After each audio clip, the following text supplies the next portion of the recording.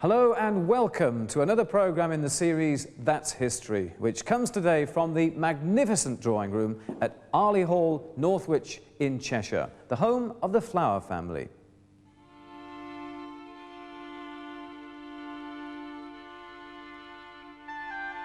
The original hall was built in the latter half of the 15th century by Piers Warburton. Piers' claim to fame was that he fought alongside Sir William Stanley of Holt during the Wars of the Roses. It was Sir William and his men who clinched the Battle of Bosworth and ultimately the crown for the young Henry VII. The site at Arley was chosen because it lay close to the centre of the Warburton estate. It also had many advantages. The land to the north of Arley Brook had been a natural woodland, so the old oak trees provided strong timbers for the building, and the clay soil made excellent bricks. The site was also high enough to command fine views over the estate, yet close enough to the water supply in the mill pools of Arley Brook. Piers' house consisted of a great hall, 45 feet long, which made up the centrepiece of the classic U-shaped building. The western arm of the U incorporated the family apartments, while the eastern arm gave access to the servants' quarters, the kitchens and the pantries. The whole house was then encompassed by a square moat. Sir Peter Warburton, Piers' great-grandson's nephew, was the last Baron of Arley. When he died in 1813, his great-nephew Rowland Egerton inherited the estate and added Warburton to his family name.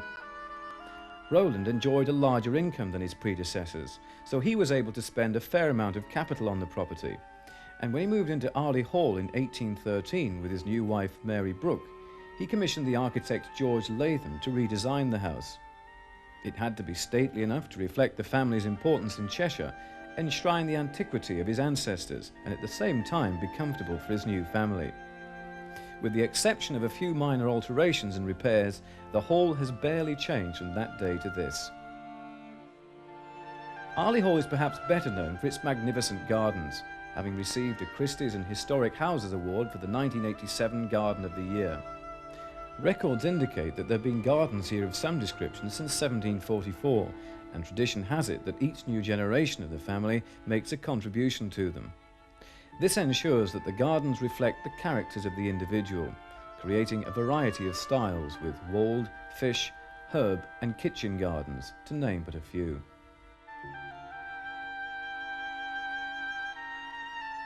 Aren't the gardens just glorious? We could look at them forever, but we're here today to play That's History, so let's welcome our two teams. And captaining the team on my right, as always, is Dr. Marcus Merriman from the University of Lancaster. And joining Marcus today is one of our guests, Angela Entwistle, who's from Altrincham in Cheshire, just down the road, in fact, from where we are today, and she's a psychiatric nurse. Welcome to you. And our celebrity guest is Richard Whitmore.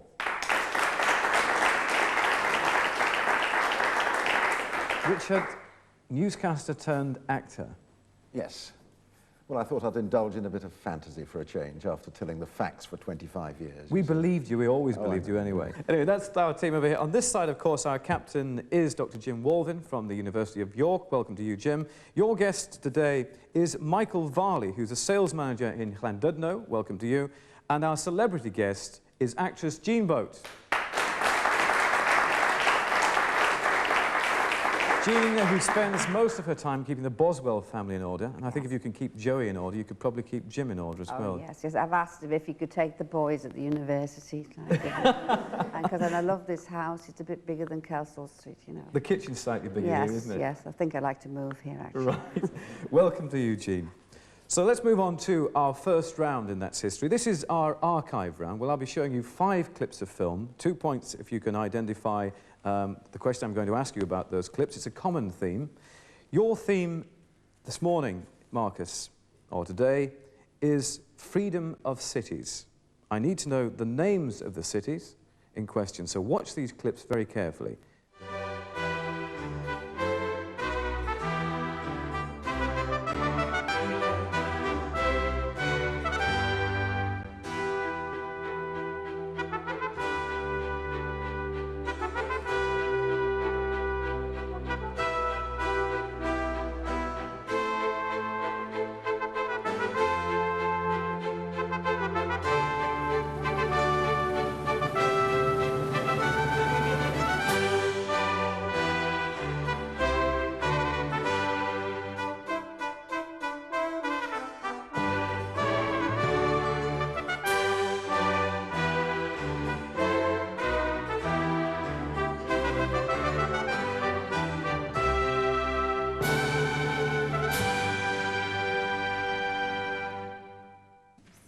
So, Marcus, the freedom of the cities in question, I think some of these are fairly difficult, so I think that we can recognise some of the personalities there as well. I may throw in the odd point here and there. Who knows? Well, we're suffering a bit in a way in that we've got all the right answers, we think, but to the wrong questions, which is just like most history exams at university. The first one is George VI. It's in Scotland. We're pretty convinced of that. It didn't look like Edinburgh to me, so I'm going to say Glasgow. That gets you 2 points. It is in Glasgow. Well done. Process of elimination. You got the pipe band there at the beginning. Well done. Second one was Dwight Eisenhower, of course, Ike. And I'm pretty sure that's City of London. He was given the freedom of London. It was Eisenhower. That gets you 2 points. That was in 1945. Then there's Lord George.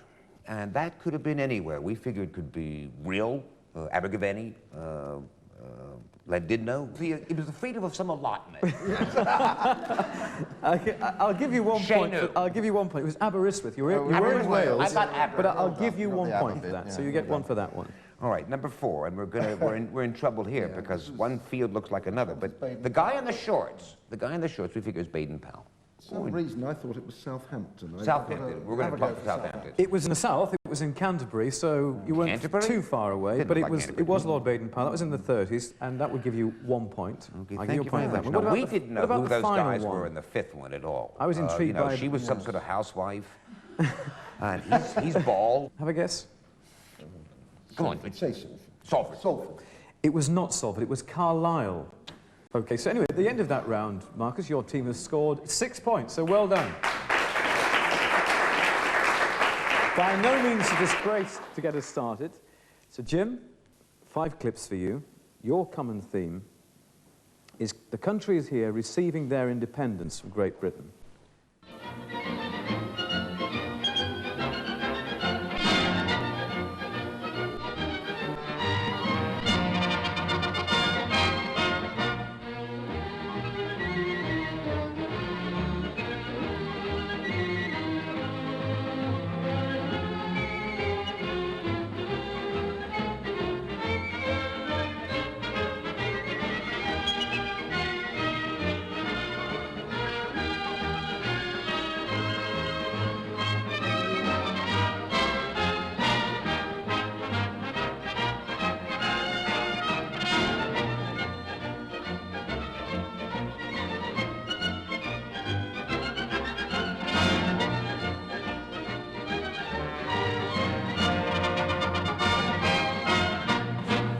So, Jim, all the members of your team have been scribbling away furiously there. What about that first clip? We thought that it was the freedom of what was Malaya became Malaysia. 2 points for that. Well done. It was Malaya. Yes, independence. Yes, he's clever. That was in 1957. 57. What about clip 2? Clip number 2, well, our first instinct was to go for the one that I think is incorrect. We thought it was India at first, but I think it's Pakistan. Indeed it was. So you get the 2 points for that. Well done. That was Michael's decision. What about clip 3? Third one posed more problems. It's certainly South Pacific, we thought. Yes. It's definitely not the North Sea, anyway. And we couldn't make our mind up whether it's Fiji or Tonga. Well, in 1957, the Duchess of Kent awarded independence to Ghana. Oh, gosh. It's my fault. Anyway, clip 4. Clip number 4 we thought was Malta. Yes, 2 points for that. The Duke of Edinburgh we saw there. That was in 1964. What about 5? A little bit more difficult, this one. 5, yes. He looked as if he was wearing northern Nigerian tribal dress. We thought Nigeria, but I don't know. No. 2 points for Nigeria. Well done. Yes, it was. Princess Alexandra was there in 1960. Yes. So let's see how you fared on that. Your team, Jim, have got 8 points at the end of that round. So well done. And that means, overall, at the moment, it's still very early days. Marcus's team trailing on 6 points, but Jim's in the lead, only by 2 at the moment, with 8. So well done.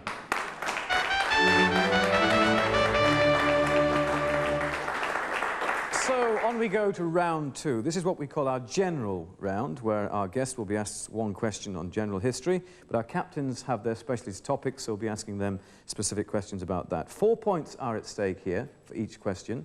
If you have to confer, then that drops to 2 points, and I can hand the questions over or the answers over to our opposing team if we don't manage to get anywhere at all. So, first of all, Richard, you'll be pleased to know you have the first question. Oh, nice. In 1348, Edward III founded an English order of knighthood which comprised of 25 knights and the monarch. Translated, its motto reads, "Evil to him who evil thinks." What is the name of that order? I'm sorry, no. You can, of course, confer with Marcus too. No. The Order of the Garter? Order of the... Yes, Was that what it was? It is the Order Yeah. of the Garter. Yes, you get the 2 points for that.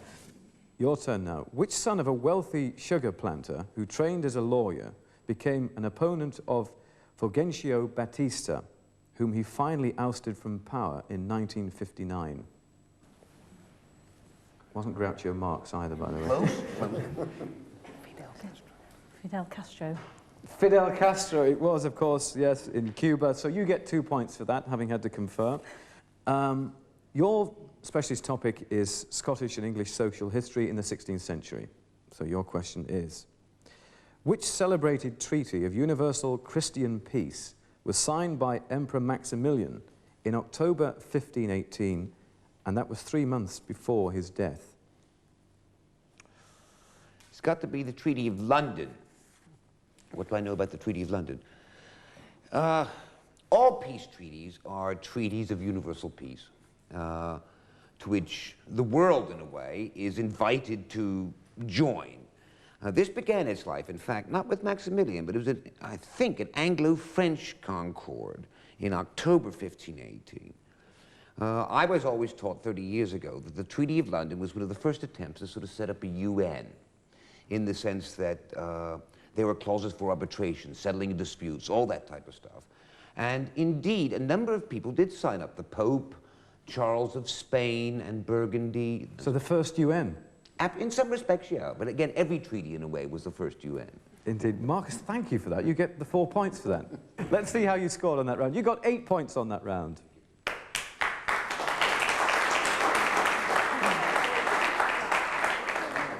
Right, let's move over to this side. Jean, your question is, which emperor, credited as being the founder of the Mongol Empire, organized his horsemen into a very disciplined fighting force and attacked China, breaching the Great Wall and capturing Peking? Try and get 4 points. What is it? Was it? I haven't a clue. We both think that's... Yes, Genghis Khan. Genghis Khan, it was Reign the of 2 Britain. points. Any idea what Genghis Khan means at all? Do you know what the name stands for? Is it great leader? Or... It means emperor of all. Yes. Yes, I didn't know More or that, less, did I you? think. Well, my Mongolian's a little ropey, actually. Right, anyway, you get the 2 points there, Jean. So, Michael, your got it, question. you get it. What was the name used by the Angevin, Lancastrian and Yorkist kings of England from 1154 to 1485? I thought it could be monarchs. Plantagenet. You get the 4 points. It was, yes. It was the use of the nickname for the Count of Anjou from the kings were descended. The Count always wore a sprig of broom in his hat, apparently. Correct, And used to plant broom to improve his hunting cover, so he was told. So, Jim, your speciality question concerns American slavery. That's your chosen topic. In 1818, the inhabitants of the Missouri Territory petitioned for admission into the Union as a state. But due to the question of slavery in the area, a decision was delayed until the 3rd of March, 1820. What is said to have occurred on this day, but still caused a great deal of discussion until the 2nd of March, 1821, and what were the results of that? The problem was that as there was that great westward trudge of people as they moved westwards throughout the US and as land was settled and stolen from the Indians and the bison, the problem was, should slavery be allowed to exist further west? It existed in the south and on the east coast. So that when new land was settled and when people wanted incorporation into the Union, the question was, would they allow slavery in the new state? What happened by the early 20s was what was called the Missouri Compromise, whereby slavery could not exist north of a line of 3630, except for Missouri. The argument about slavery continued despite that compromise until it was resolved by the conflict of the Civil War. You get the 4 points. Thank you for that explanation. So let us see how your team have scored at the end of that, Jim. You have 10 points on that round.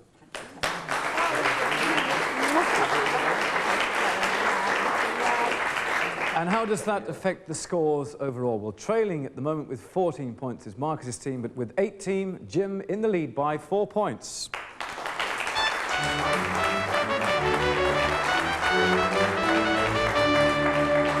Our third round is potentially a high-scoring round. This is a round we call Where Am I Now? I shall be taking you on a guided tour of an historic location, and the viewers at home will see pictures of the location. You'll have to make do with my commentary.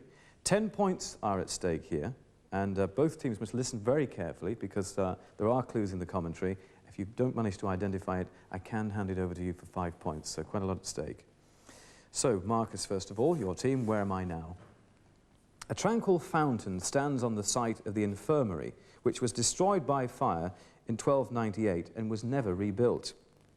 In 1971, an alabaster image of Our Lady and Child, carved by Sister Concordia Scott of Minster Abbey in Thanet, was dedicated and placed in the chapel of Our Lady of the Pew.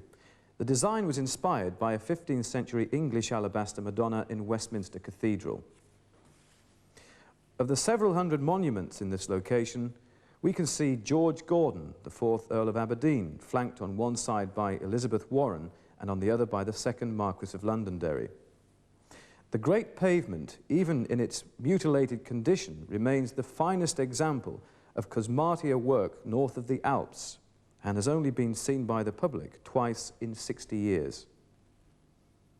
The marble centrepiece marks the spot upon which the Queen was anointed. So, Marcus, where am I? We're in... my colleagues and I are unanimous. Yes, yes. Westminster Abbey. I heard Richard say it. It is Westminster Abbey. You get the 10 points on that, yes? The coronation church of all the crowned sovereigns of England since William I, William the Conqueror, 1066. So 10 points to you on that one. Now, Jim, in Redmond Park stands an enormous gun as a memorial to the men who died in the First World War. From the park, I can walk down the main street and into the hardware department of the cooperative stores. Here, there's a wonderful working example of an old overhead cash system. Moving next door to the grocery department, you can see the grocer there weighing out coffee beans on the gleaming brass scales. Across the road in one of the terraced houses is a recreation of a 1913 dentist surgery. Then a full set of dentures would cost between £6 to £10. In the farmhouse, a drying rack or flake above the fireplace was used for cooling and drying oatcakes. This location is probably the first attempt in Britain to portray the social history of the region and its way of life, and it's all in the open air. So, Jim and your team, where am I? I've been there. You've where? I've been there. Been? Beamish. You got there in the end. I'll tell you what I'll do. I'll give you 8 points for that, because it would be unfair to give you the full 10 points for that. But it was the Beamish Open Air Museum in County Down. Why am I only getting 8? Well, because he was given a B, and he got there in the end. B. Marcus's team trailing only by 2 points now with 24, but Jim's still in the lead with 26, so it hasn't really altered things a great deal.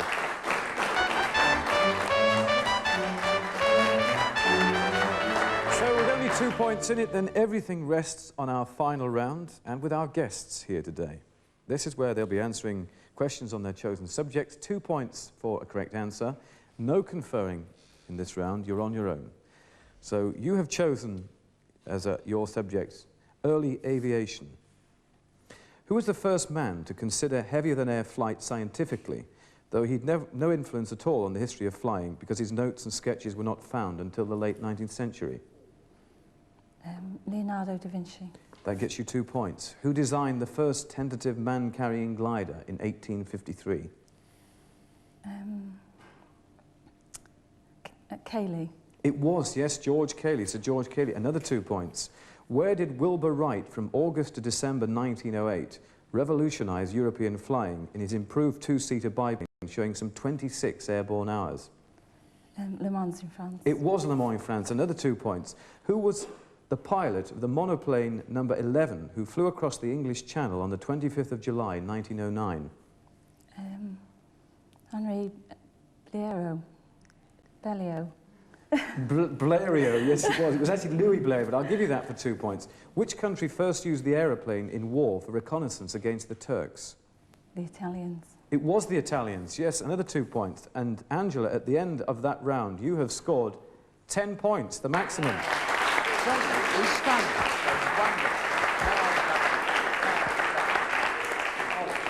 Well done on that. Michael, your chosen subject is the American Civil War. Everything rests on this for your team. What was the name of the first real clash of arms between North and South, which took place on the 21st of July, 1861? First Bull Run, or Manassas. It was a complete answer, yes, 2 points for that. At the famous Battle of Antietam, what was it that George McClellan failed to do, which resulted in his dismissal by Lincoln? Follow Lee's army after he'd driven him from the field. He did, it is correct, yes. That's another 2 points. In the first days of May 1863, the Confederates won a great battle at Chancellorsville. Whose life did it cost them? General Thomas Stonewall Jackson. It did, another 2 points. In 1864, which future Republican president did Lincoln promote to Supreme Commander of all federal armies? Ulysses Simpson Grant. He did. 2 points for that. And in which battle in December 1864 did General H. Thomas lead troops, finally driving out of Tennessee the last of the Confederates? General H. Thomas driving out of Tennessee the last of the Confederates. The name of the battle. Have to hurry you on this one. Chattanooga. It was not. It was the Battle of Nashville. Oh, yes. And at the end of that round, Michael, you have scored 8 points.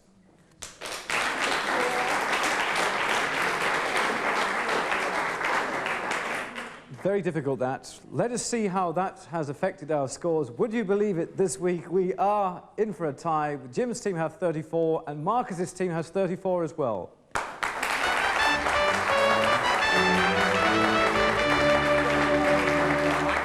But we enjoy playing, that's the main thing. Our thanks to Angela and to Michael for playing with us here today. You don't go away empty-handed, you take with you the Chronicle of the 20th Century, which should be pleasant reading for you. Our great thanks to Jean Boat and to Richard Whitmore.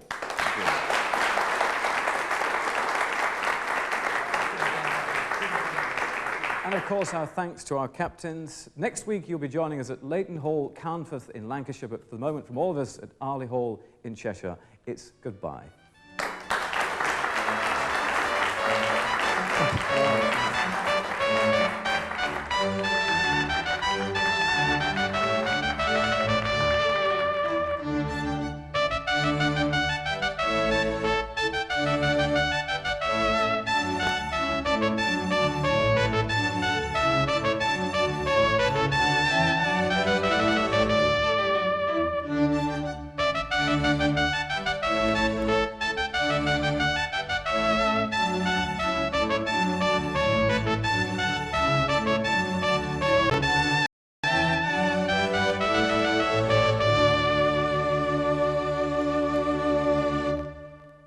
If you'd like to pursue your interest in history, then a free booklet accompanying this series is available, giving addresses of local education authorities, voluntary organisations, as well as details of the locations seen in the programmes.